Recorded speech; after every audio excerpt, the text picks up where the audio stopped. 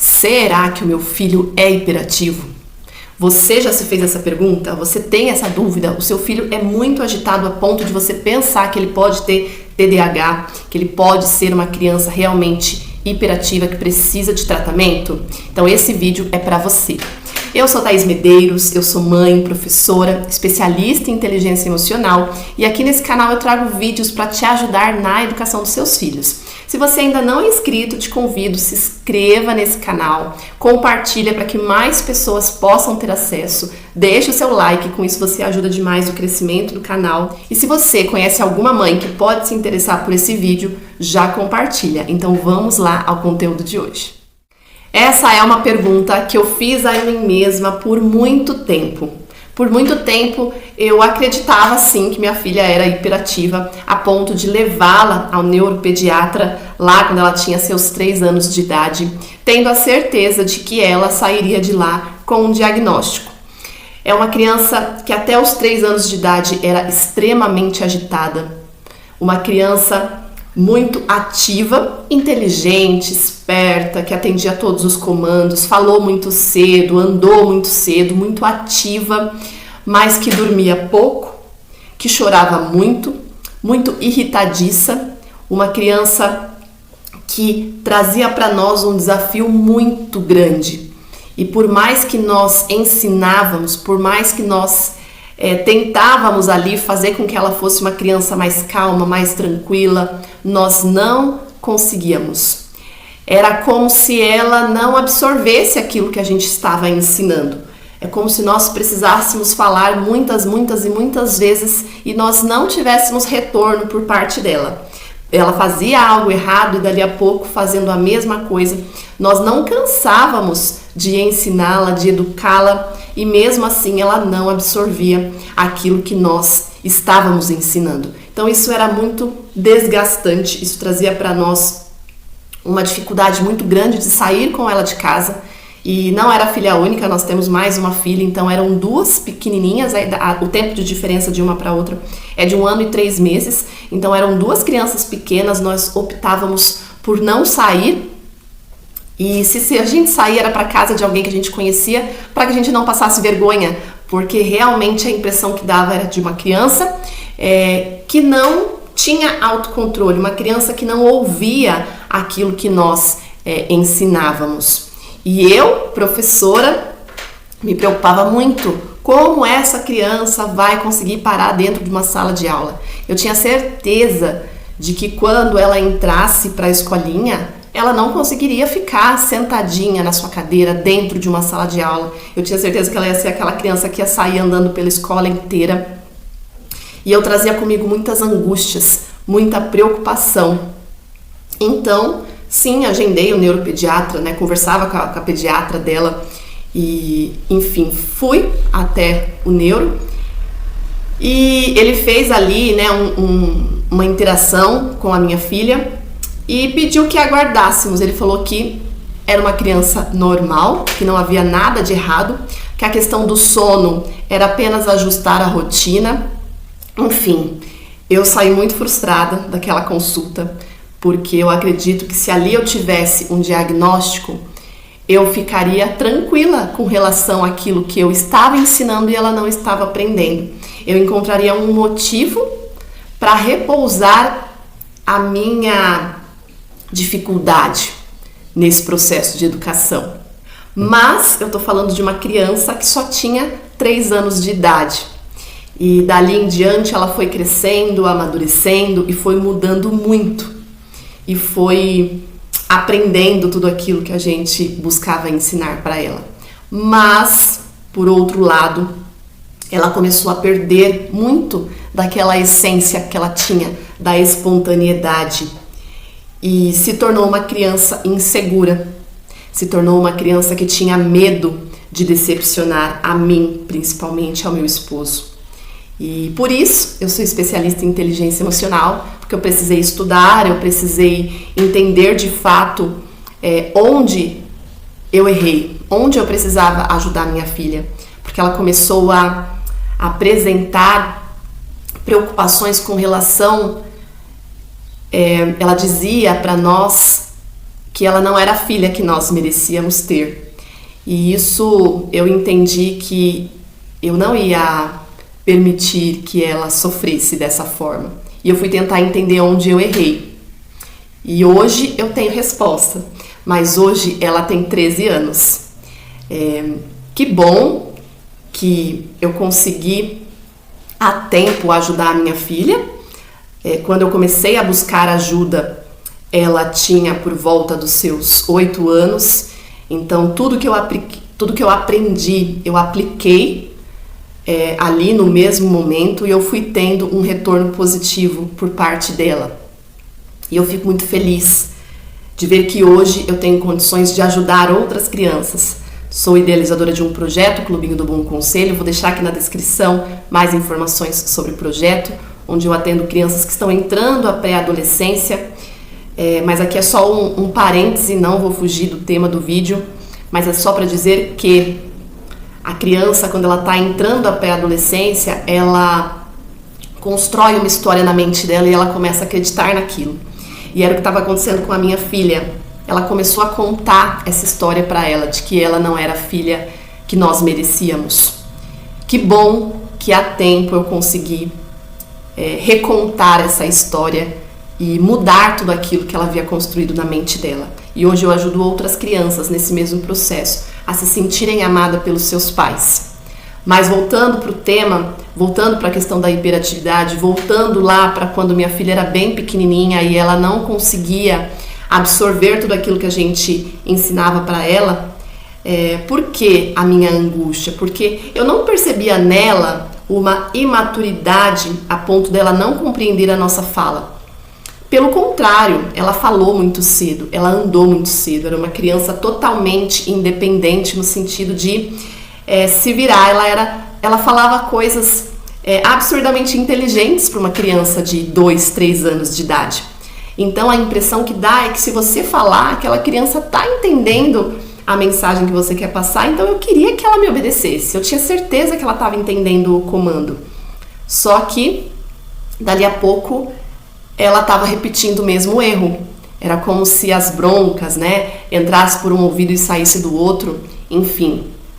Mas hoje eu entendo que o que faltou na época, maturidade da minha parte, paciência, de educar e de esperar o tempo dessa criança amadurecer, falar quantas vezes for preciso. Eu fazia isso, eu repetia sempre, mas não com amor. Eu repetia quantas vezes, muitas vezes eu repeti, mas me perguntando quando será que isso vai terminar. Então, eu não fazia aquilo com amor, mas com uma angústia, tendo certeza de que ali dentro dela havia alguma coisa errada. Eu não trazia para mim a responsabilidade de adulto, de lidar com aquela situação de forma mais madura. E na época eu não sabia nada sobre temperamento.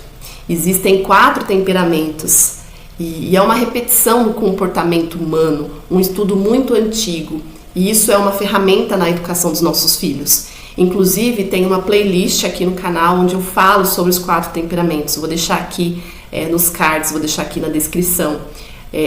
Entenda sobre os temperamentos. O temperamento da Isadora era sanguíneo. Ela é uma criança de temperamento sanguíneo e nós temos muitos desafios ali, cada temperamento tem o seu desafio a ser vencido. Então, a Isadora, o temperamento sanguíneo, são crianças que se comunicam muito bem, mas são crianças extremamente sensíveis, por isso que ela desenvolveu essa insegurança. E eu entendi que eu errei em vários momentos. O temperamento sanguíneo, para educar uma criança sanguínea, aliás, todas as crianças, mas o temperamento sanguíneo, as telas atrapalham muito. Eles recebem aquele estímulo e aquilo faz com que eles fiquem mais agitados. Aquilo faz com que eles não tenham concentração para conseguir descansar, o sono de qualidade. Então, é o temperamento que as telas prejudicam ainda mais. E aí, na época, nós não tínhamos acesso a celular como hoje, mas nós deixávamos a TV ligada sempre. E aqueles desenhos educativos, porque enquanto professora eu tinha preocupação do conteúdo que elas assistiam, mas eu entendia que a música, os desenhos, isso jamais atrapalharia. Mas hoje eu tenho a clareza de que as telas faziam com que ela ficasse mais estimulada. Quando eu aprendi sobre temperamentos, eu entendi onde eu estava errando.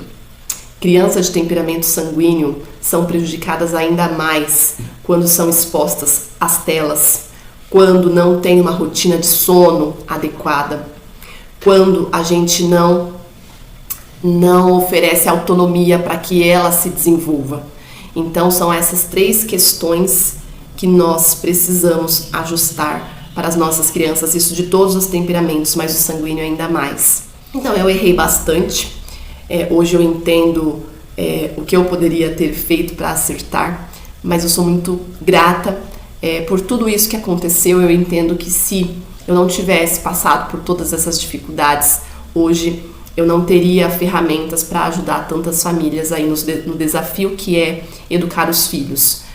Portanto, se você já pensou que o seu filho pode ser hiperativo, tente entender como que está a sua rotina, o porquê que você tem essa dúvida. Será que essa dúvida realmente é uma dúvida sua, assim como foi comigo? Essa preocupação de querer que a criança seja mais tranquila e ela não é uma criança tranquila?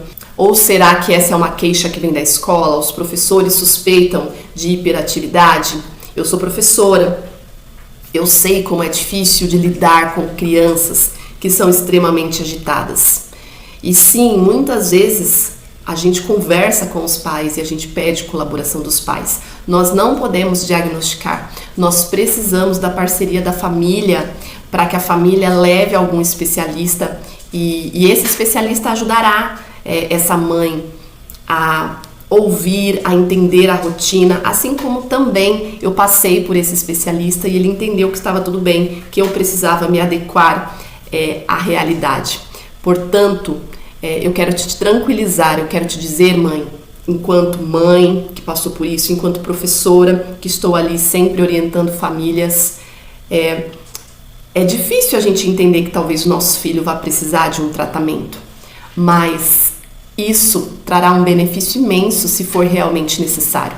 Mas talvez o seu filho não precise de um tratamento, de uma medicação. Talvez o seu filho precise apenas de uma rotina que trará tranquilidade para ele. Eu falei sobre os 4 temperamentos. Existem 2 temperamentos que são crianças mais tranquilas, que são crianças que, se você, mesmo expondo as telas, não são crianças que vão mudar o seu comportamento, terão outros prejuízos gravíssimos, mas esse prejuízo com relação à hiperatividade, ao comportamento, isso está relacionado mais ao temperamento sanguíneo.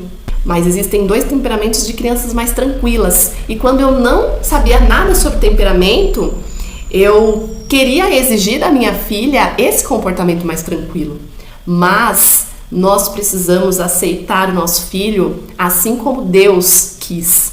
E Deus decidiu me mandar uma criança diferente de mim. Eu sou mais pacífica, eu sou mais centrada, eu sou mais... Então a gente sempre espera do outro aquilo que nós somos. Assim como às vezes você tem um filho calmo, tranquilo, e você exige dele que ele seja mais ativo. Entende?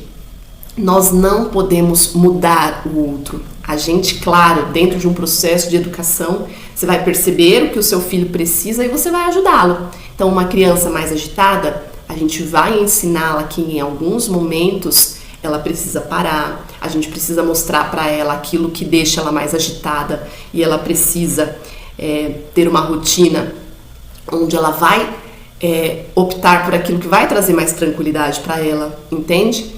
Então a gente vai dentro de um processo de educação entendendo quem o nosso filho é e ajudando nas suas limitações, mas não querer mudar a essência do nosso filho.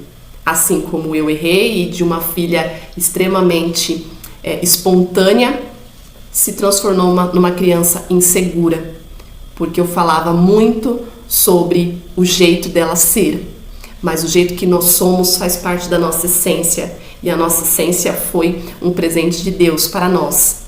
O temperamento que Deus nos deu nos faz quem nós somos, e a gente, ao longo da vida, a gente vai cuidando ali dentro de um processo de educação, melhorando aquilo que deve ser melhorado, mas jamais tirar aquela essência que faz de nós quem nós somos. Por isso que muitas pessoas não sabem falar sobre as suas habilidades, não reconhecem os seus dons, os seus talentos. E a gente precisa descobrir, passar por um processo para saber quem nós somos de fato, porque desde pequenininho nós vamos perdendo essa essência, olhando apenas para os defeitos, olhando apenas para aquilo que a gente não gosta, aquilo que a gente sabe que precisa corrigir, mas é aquilo que é bom, mas e dentro daquele temperamento que é belo. Então, o meu trabalho também como especialista em inteligência emocional é ajudar você nesse processo de saber quem você é, e isso para o adulto também. Nós precisamos saber quem somos, e assim nós ajudaremos os nossos filhos a viverem um processo de educação, que eles tenham clareza de quem eles são, e assim eles possam fazer diferença nesse mundo, fazer diferença na vida das pessoas. Eu espero que esse vídeo tenha te ajudado, eu espero que a minha história possa te ajudar, te inspirar. Se ficou alguma dúvida, coloque aqui nos comentários. Eu espero que você tenha a resposta dessa dúvida sobre hiperatividade, mas que você avalie a sua rotina antes de medicar o seu filho, antes de se culpar por algo que você tenha feito, enfim. Eu espero que esse vídeo tenha te ajudado. Eu fico por aqui, muito obrigada por ter acompanhado até o final, Deus abençoe e até o próximo vídeo.